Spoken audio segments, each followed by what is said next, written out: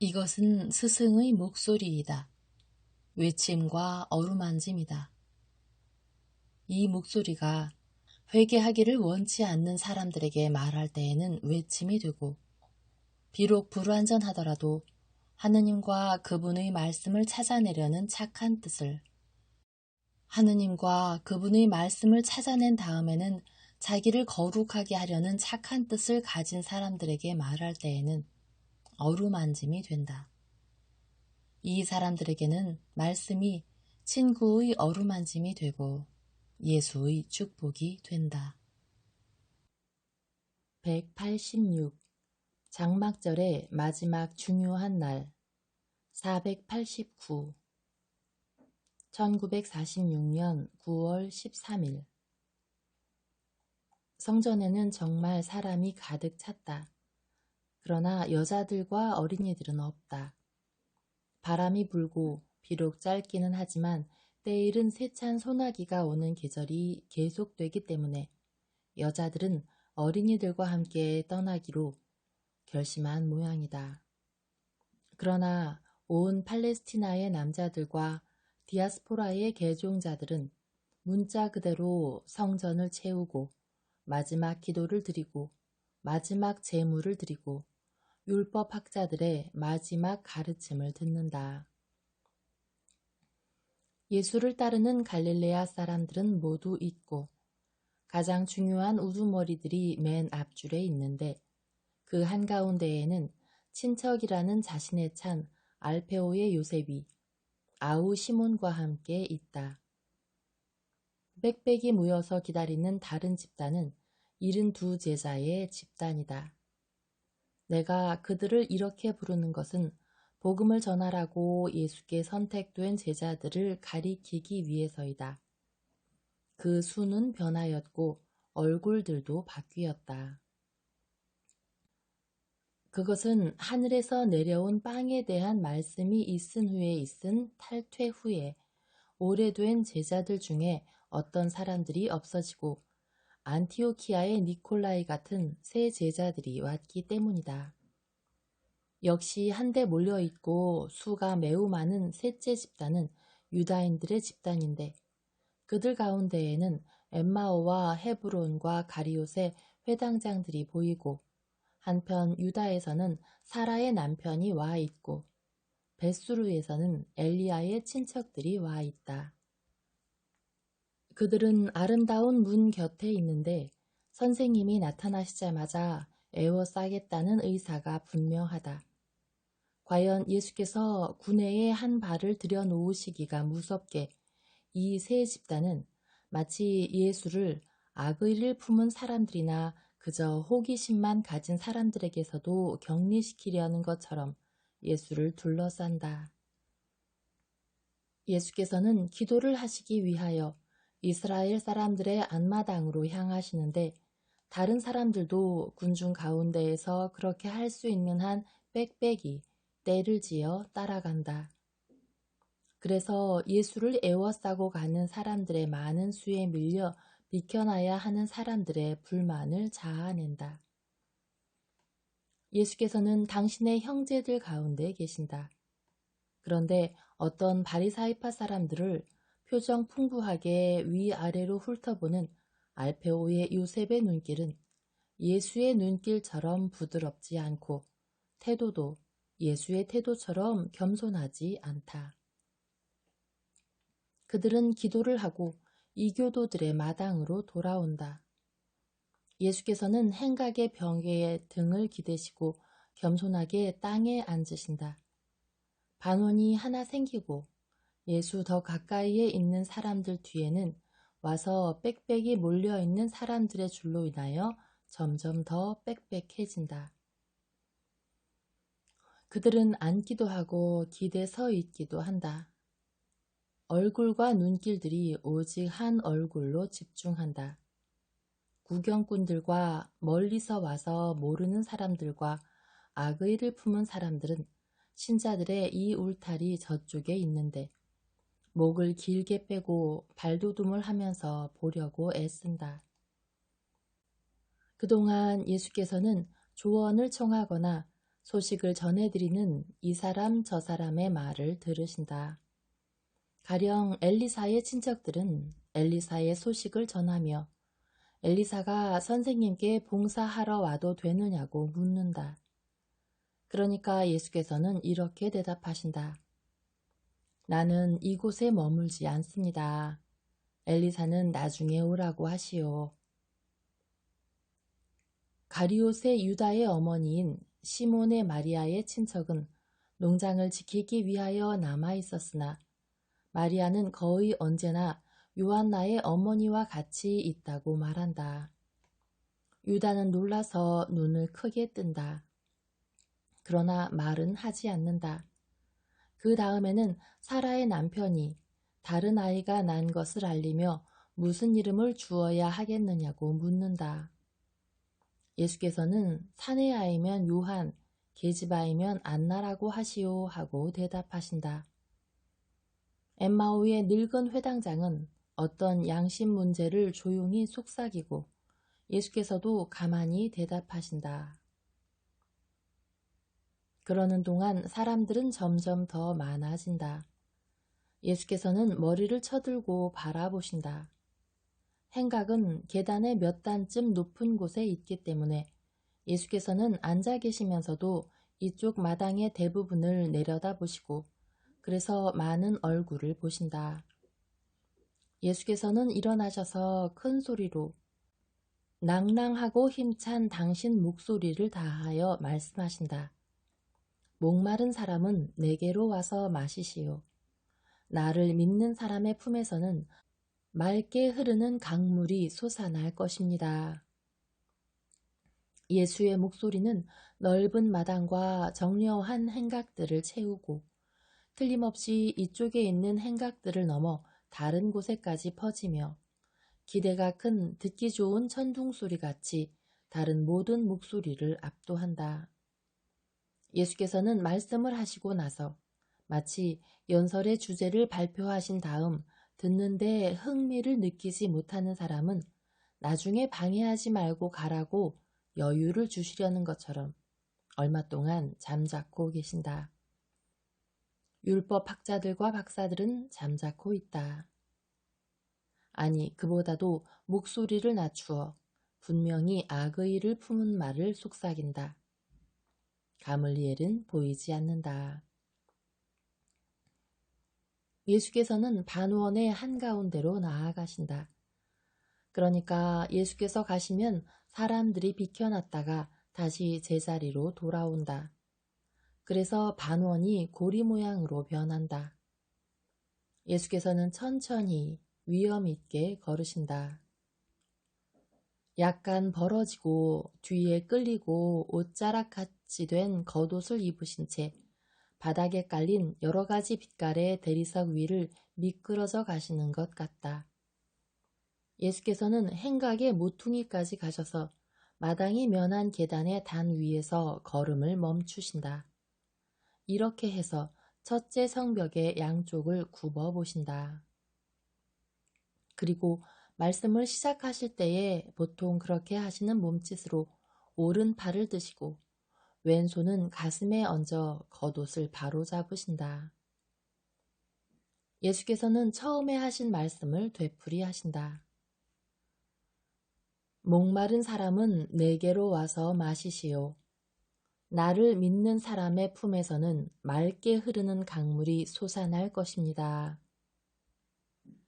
주님의 나타나심을 본 사람인 사제요 예언자인 에제키엘은 더럽혀진 주님의 집에서 행해지는 부정한 행위들을 예언자로서 본 다음 그리고 타우자로 표가된 사람들만이 참 예루살렘에서 살아있는 사람이 될 것이고 다른 사람들은 하나같이 학살과 단죄와 벌을 겪게 되리라는 것을 역시 예언자로서 본 다음에 그런데 내 말을 듣고 있는 여러분, 때가 가까웠고 여러분이 생각하는 것보다 더 가까웠습니다. 그래서 나는 여러분에게 구원하는 표를 하는 것을 더 미루지 말고 여러분 안에 빛과 지혜를 받아들이는 것을 더 이상 지체하지 말고 여러분과 다른 사람들을 위해서 여러분이 구원을 받을 수 있기 위해서 뉘우치고 우는 것을 더 이상 지체하지 말라고 여러분의 선생과 구세주로서 권고합니다. 그러니까 에제키엘은 이 모든 것과 그 밖에 또 다른 것을 본 다음에 무시무시한 환시, 즉 말라빠진 해골에 대한 환시 이야기를 합니다.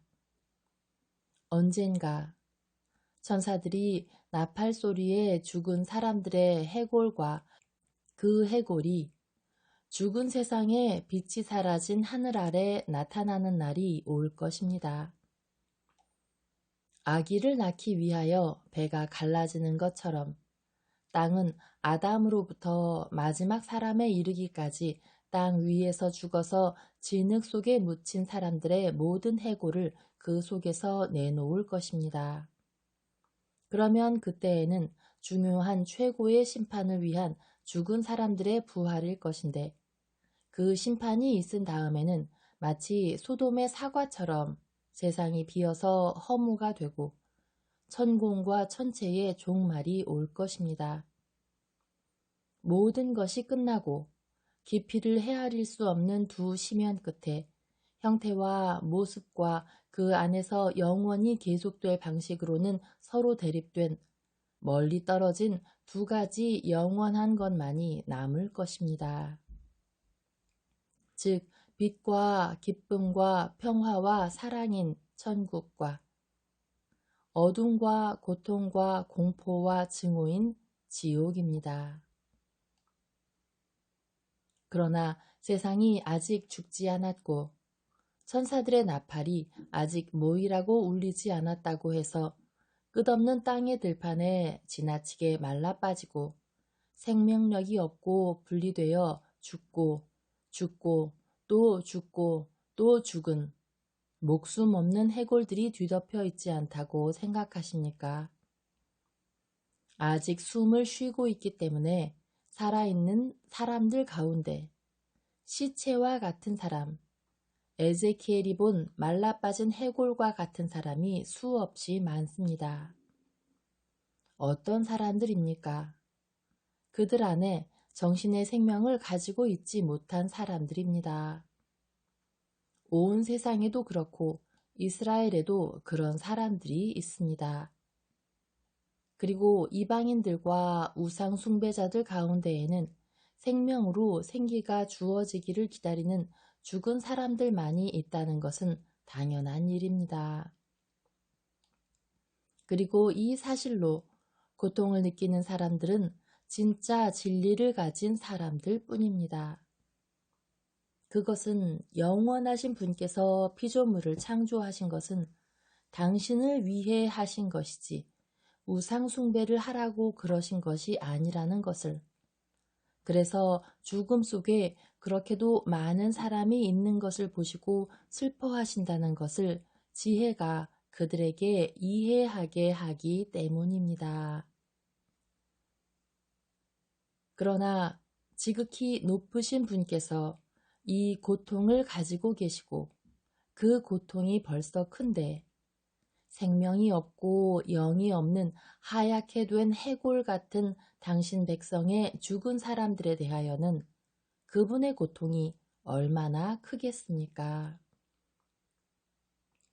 지극히 높으신 분에 의해서 선택되고 특별한 사랑을 받고 보호되고 길러지고 하느님께 직접 또는 하느님의 종들과 그분의 예언자들을 통하여 가르침을 받은 사람들이 그들을 위하여는 하늘에서 항상 생명을 주는 물줄기가 흘러 생명과 진리의 물을 먹여주었는데 어째서 죄가 되게 말라빠진 해골이 돼야 합니까? 주님의 땅에 심어진 그들이 왜 말랐습니까? 영원하신 영께서 그렇게 많은데도 많은 지혜의 보물을 그들에게 맡기셔서 거기에 도달해서 그것으로 살게 하셨는데 왜 그들의 정신이 죽었습니까? 만일 그들이 하느님께서 주신 샘과 풀밭과 빛을 버리고 안개 속을 더듬거리며 나아가고 깨끗하지 못한 샘물을 마시고 거룩하지 않은 양식을 실컷 먹으면 그들 중에 누가 또 어떤 기적으로 생명에 돌아올 수가 있겠습니까? 그러면 그 사람들은 절대로 생명에 돌아오지 못할 것입니까? 그렇지 않습니다. 나는 이것을 지극히 높으신 분의 이름으로 단언합니다. 많은 사람이 생기를 되찾을 것입니다.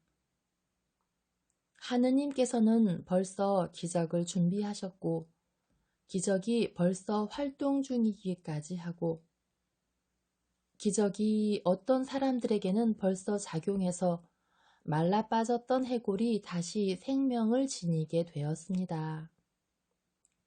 아무것도 못하실 것이 없는 지극히 높으신 분께서 당신 약속을 지키셨고 지금도 지키시며 항상 더 보충하시기 때문입니다. 하느님께서는 하늘 높은 곳에서 생명을 기다리는 해골들에게 외치십니다. 자, 내가 너의 안에 영을 부어주리니 너희는 살 것이다. 그리고 당신 영을 가지시고 당신 자신을 가지시고 육체를 만들어 당신의 말씀을 그 안에 넣으셔서 그 죽은 사람들에게 보내셔서 그들에게 말함으로써 그들 안에 생명을 다시 쏟아 넣어주게 하셨습니다. 오랜 세월이 흐르는 동안 이스라엘은 얼마나 여러 번 부르짖었습니까? 우리의 뼈는 말라 빠졌고 우리의 바람은 죽었고 우리는 갈라졌다 하고 그러나 약속은 어느 것이나 신성하고 예언은 어느 것이나 참됩니다. 자, 이제 하느님께서 보내신 사람이 와서 무덤을 열고 죽은 사람들을 나오게 해서 그들에게 생명을 주어 진짜 이스라엘로 주님의 나라, 내 아버지와 여러분의 아버지이신 분의 나라로 데리고 갈 때가 왔습니다. 나는 부활 이후 생명입니다. 나는 어두움 속에 누워있던 사람들을 비추러 온 빛입니다. 나는 영원한 생명이 솟아나는 샘입니다. 내게로 오는 사람은 죽음을 당하지 않을 것입니다. 생명을 목말라 하는 사람은 와서 마시시오. 생명, 즉 하느님을 차지하기를 원하는 사람은 나를 믿으시오. 그러면 그의 가슴에서는 맑은 물이 방울방울 흐르지 않고 강물처럼 흐를 것입니다. 그것은 나를 믿는 사람들은 에제키엘이 말하는 건강에 이로운 물이 솟아나오는 새 성전을 나와 함께 만들겠기 때문입니다. 백성들이여 내게로 오시오. 사람들이여 내게로 오시오. 나는 아무도 물리치지 않고 사랑으로 여러분이 나와 함께 내 일에, 내 공로에, 내 영광에 같이 있기를 원하니까 와서 오직 하나인 성전을 만듭시다. 그리고 나는 동쪽에 있는 집의 문 아래에서 솟아나는 물을 보았다. 그리고 물은 제단 남쪽 오른쪽에서 내려오고 있었다. 그 성전은 주님의 메시아를, 그리스도를, 새 율법을, 구원과 평화의 시대의 가르침을 믿는 사람들입니다. 이 성전의 벽이 돌로 된 것과 같이 영원히 죽지 않고 그 창시자와 같이 투쟁과 시련을 겪은 다음에는 땅에서 하늘을 향하여 올라갈 성전의 신비적인 벽은 살아있는 영들로 이루어질 것입니다. 물이 솟아나오는 그 제단, 동쪽에 있는 그 제단은 나입니다. 그리고 내 물이 오른쪽에서 솟아나오는 것은 오른쪽이 하느님 나라에 선택된 사람들의 자리이기 때문입니다. 이 물은 내게서 솟아나와 내 선택된 사람들에게 부어져서 그들을 동서남북 사방으로 데리고 가서 널리 퍼뜨릴 임무를 가진 생명수로 부유하게 해서 땅과, 즉 빛의 시기, 장차 올 시기를 기다리는 그 땅의 민족들에게 생명을 주게 할 것입니다. 이 시기는 땅이 그 존재를 그치기 전에 어디에나 올 것이고 또 반드시 와야 할 시기입니다. 내 물은 솟아나와서 내가 나를 따르는 사람들에게 주었고 장차도 줄 물과 섞여서 퍼집니다. 그리고 땅을 기름지게 하기 위하여 퍼지면서 그 물은 하나밖에 없는 은총의 강에 합쳐질 것인데 은총의 강은 점점 깊고 점점 넓게 되고 날이 갈수록 거리가 멀어질수록 새로운 신자들의 물로 불어나서 마침내 온 땅을 거룩하게 하기 위하여 모든 곳을 잠글 바다같이 될 것입니다. 하느님께서 그것을 원하시고 하느님께서 그렇게 하실 것입니다. 홍수는 죄인들에게 죽음을 줌으로써 세상을 깨끗이 했습니다. 새로운 홍수는 비가 아닌 액체로 세상을 깨끗이 해서 생명을 줄 것입니다. 그리고 신비로운 은총의 작용으로 사람들은 그들의 뜻을 내 뜻에, 그들의 피로를 내 피로에, 그들의 고통을 내 고통에 합침으로 이 거룩하게 하는 홍수에 속할 수가 있을 것입니다. 그리고 세상은 진리와 생명을 알 것이고 거기에 참여하기를 원하지 않는 사람은 그렇게 할 수 있을 것입니다. 그래서 생명의 물로 길러지기를 원치 않을 사람들만이 질퍽하고 악취를 풍기는 곳이 되거나 또는 그런 사람으로 계속 남아있어서 내 안에서 살 사람들이 알게 될 은총이 지혜와 구원의 열매를 풍성하게 거두는 일을 알지 못할 것입니다. 정말 다시 한번 진정으로 말합니다만 목이 말라 내게로 와서 마실 사람은 다시는 목마르지 않을 것입니다. 그것은 내 은총과 그의 안에 맑은 물이 흐르는 샘과 강을 터놓을 것이기 때문입니다. 그리고 나를 믿지 않는 사람은 생명이 존속할 수 없는 염전과 같이 죽을 것입니다. 나 분명히 말합니다만 나는 죽지 않고 살 것이니까 나 이후에도 이 샘은 마르지 않을 것입니다. 그리고 내가 하늘의 문을 열기 위하여 가고 난 다음에는 죽는 것이 아니라 가고 난 다음에는 나와 같은 다른 분이 오셔서 여러분으로 하여금 내가 말한 것을 이해하게 하고 여러분이 빛을 받아들였기 때문에 여러분으로 빛을 만들기 위하여 여러분 안에 불을 질러 놓음으로써 내 사업을 보충할 것입니다. 예수께서 말씀을 마치신다. 강연의 영향력에 눌려 말이 없던 군중이 이제는 속삭이고 이러쿵저러쿵 여러 가지로 평을 한다. 어떤 사람이 말한다. 기가 막힌 말이야. 저분은 진짜 예언자야.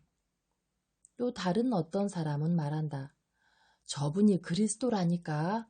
요한조차도 저렇게는 말하지 못했고 어떤 예언자도 저렇게 강력하지는 못해.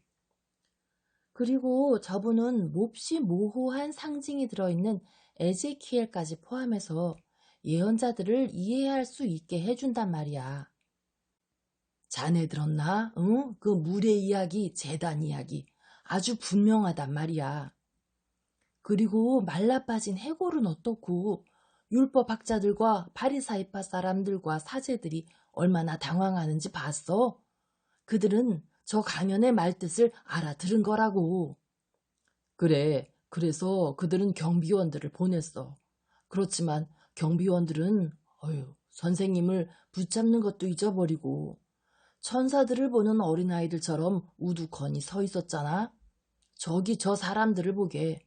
저 사람들 완전히 놀랐는걸. 저거 보게, 저거 보라고. 어떤 관리가 저 사람들을 도로 불러들여가지고 야단을 치고 있어. 가서 들어보자. 그동안 예수께서는 사람들이 데려오는 병자들을 고쳐주시며 다른 일은 상관하지 않으신다. 마침내 모든 사람이 공포와 같은 두려움을 가지고 피하는 30살에서 35살쯤 되어 보이는 남자를 앞세운 사제와 바리사이파 사람 한떼가 예수 앞에 이르렀다. 당신 아직도 여기 있소? 가시오. 최고 대사제의 명령이요. 예수께서는 몸을 일으키신다. 어떤 마비 환자에게로 몸을 숙이고 계시던 참이었다. 그리고 그를 침착하고 부드럽게 바라보신다. 그리고 병자에게 손을 얹어주시려고 다시 몸을 숙이신다. 가시오, 알아들었소? 이 군중 선동자야. 그러지 않으면 당신을 체포하겠소. 가시오. 그리고 거룩한 생활로 주님을 찬미하시오. 하고 예수께서 병이 고쳐져서 일어나는 병자에게 말씀하신다. 예수를 위협하는 사람들은 그들의 독설을 뱉어내는데 이것이 예수의 유일한 대답이다. 그러나 군중은 그들의 호산나로 예수께 해를 끼치지 말라고 그들에게 경고한다.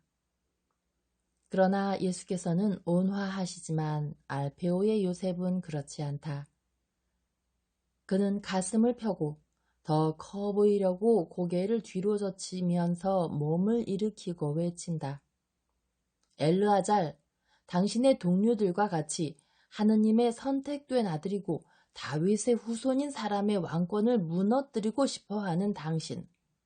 당신은 지금 당신이 몹시 자랑하는 당신의 나무를 위시해서 나무란 나무는 모두 베고 있는 중이라는 것을 아시오. 왜냐하면 당신의 타락이 당신 머리 위에 주님의 칼을 흔들어 놓기 때문이요. 그리고 또 다른 말을 하려고 하는데 예수께서 그의 어깨에 손을 얹으시고 말씀하신다. 그만하세요, 형님. 조용히 하세요. 그러니까 분개하여 얼굴이 시뻘개진 요셉은 입을 다문다. 그들은 출입문을 향하여 간다.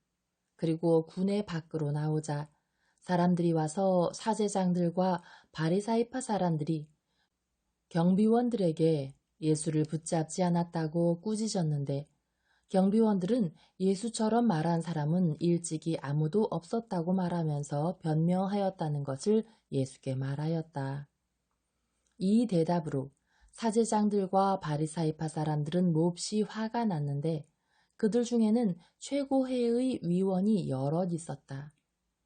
그들은 어떻게나 화가 났던지 미치광이에게 유혹당할 수 있는 것은 바보들 뿐이라는 것을 경비원들에게 증명하기 위하여 예수를 하느님을 모독하는 말을 한 자로 체포해서 군중에게 진리를 알아듣도록 가르치려고 할 지경이었다. 그러나 그곳에 있던 니고데모가 이렇게 말하면서 반대하였다. 당신들은 저 사람을 반대하는 행동을 할 수 없소. 우리 율법은 어떤 사람의 말을 들어보고 그 사람이 하는 것을 보기 전에 그 사람을 단죄하는 것을 금하오. 그런데 우리가 저 사람에게서 듣고 본 것은 비난받을 만하지 않은 일들 뿐이요. 그러자 예수의 원수들의 분노는 니고데모에게로 방향을 돌렸고 그들은 니고데모를 위협하고 바보와 죄인인 것처럼 욕을 하고 망신을 주었다. 그리고 엘르아잘 벤 안나가 군중 때문에 그 이상의 일을 아무것도 할 수 없으므로 예수를 내쫓으려고 직접 가장 성이 많이 난 사람들과 같이 떠나왔다는 것이었다. 알페오의 요셉은 화가 나 있다. 예수께서는 그를 바라보시고 말씀하신다. 보세요, 형님. 그 이상 아무 말씀도 하지 않으신다. 그러나 이 말에는 많은 것이 함축되어 있다. 당신이 말씀을 하시건 잠자코 계시건 당신의 생각이 옳다는 경고가 있고 당신의 말씀을 회상시킴이 있고 유다에 있어서의 지도계급이 어떤 것이며 성전이 어떤 것인지에 대한 지시 등등이 들어있다. 요셉은 고개를 숙이며 말한다. 자네 말이 옳으네. 그는 입을 다물고 생각에 잠긴다. 그러다가 갑자기 예수의 목을 두 팔로 껴안고 예수의 가슴에 얼굴을 묻고 운다. 불쌍한 내 동생, 불쌍한 마리아 아주머니, 불쌍한 어머니. 내 생각에는 이 순간에 요셉이 예수의 운명에 대한 분명한 이해감을 가진 것 같다. 울지 마세요, 형님. 형님도 저처럼 우리 아버지의 뜻을 행하세요. 하고 예수께서 그의 용기를 돋우어 주시려고 말씀하시고 그를 위로하기 위하여 껴안으신다. 요셉이 조금 진정되자 일행은 요셉이 머무르는 집으로 가서 거기서 서로 포옹하며 인사한다. 그리고 극도로 감동한 요셉은 마지막 말을 하듯이 말한다. 예수 평안히 가게. 무엇보다도 내가 나자렛 근처에서 자네에게 말한 것을 다시 되풀이하네. 그리고 한층 더 강하게. 평안히 가게. 자네 일만 걱정하게. 나머지 일은 내가 떠맡겠네. 가게. 그리고 하느님께서 자네의 힘을 북돋아 주시기를 바라네. 그러면서 예수를 다시 아버지다운 태도로 껴안는다. 그리고 가장으로서의 그의 축복을 예수의 머리에 남겨놓으려는 듯이 예수를 쓰다듬는다. 그런 다음 요셉은 아우들에게 인사한다. 시몬도 그들에게 인사한다. 그러나 나는 무슨 이유 때문인지 모르지만 야고보가 요셉에 대하여는 꽤 조심성 있는 태도를 취하고 요셉도 야고보에 대하여 그런 태도를 취한다는 것을 알아보았다. 반면에 시몬과는 더 다정스럽다. 요셉이 야고보에게 이렇게 말한다. 그래, 네가 내게는 없어진 사람과 같다고 말해야 하겠니? 형님, 아니에요. 형님은 제가 어디 있는지 아시니까 저를 찾아내는 것은 형님이 하실 일이라고 말씀하셔야 합니다. 원한은 없어요. 오히려 저는 형님을 위해서 많이 기도해요. 그러나 영의 일에서는 동시에 두 갈래의 오솔길을 가서는 안 됩니다. 형님은 제 말이 무슨 뜻인지 아시지요? 내가 예수를 보호한다는 걸 너도 알지? 형님은 사람과 친척을 보호하십니다. 예수님이 말씀하신 그 은총의 강물을 형님에게 주는 데는 그것으로는 충분하지 않아요. 세상을 무서워하지 말고 이해타산을 하지 않고 하느님의 아들을 옹호하세요. 그러면 형님이 완전할 것입니다. 안녕히 계세요. 우리 어머니와 요셉 아저씨의 마리아 아주머니를 형님께 부탁합니다. 예수께서는 다른 나자렛 사람들과 갈릴레아 사람들과 인사하시는데 골몰하고 계셨기 때문에 들으셨는지 모르겠다. 인사가 끝나자 예수께서는 이렇게 명하신다. 올리브산으로 가자. 거기서 다른 곳으로 가자.